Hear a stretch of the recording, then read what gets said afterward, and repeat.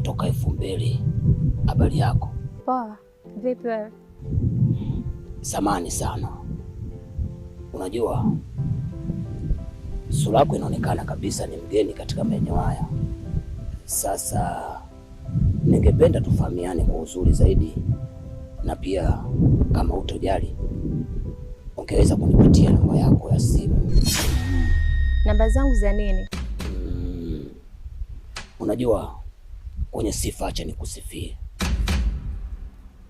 ni mwanamke mzuri sana, na mtu kama mimi waga nachanganyikiwa nikiona rangi nyeupe kama hiyo, kwa maana nikijaribu kutengeneza kizazi basi tunampata mtoto ambaye wazungu wanamuita Africast.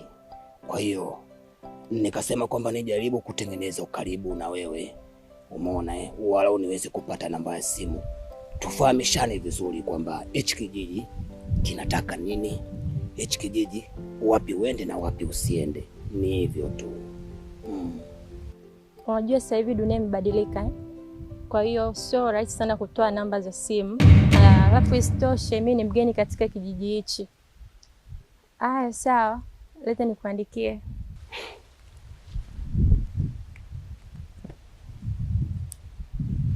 Nafikiri ukiandika kwa hapa hivi itakuwa inaswi.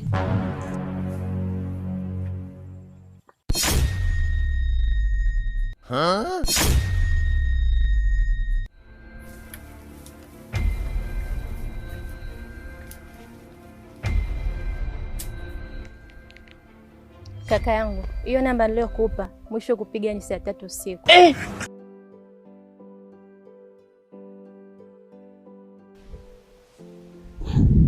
Sasa amenigea kweli namba yake, alishindwa hata kunieleza kwamba anaitwa nani. Iko Lucas ya Kipenga uje imeshakuwa ni faula, lakini akijaribika kitu kwa maana namba nazo naweza nikamvutia alafu akajieleza kwamba yeye ni nani. Ndio wakati wetu unashegua shegu au una tap screen unabonyeza bonye ubambinyo.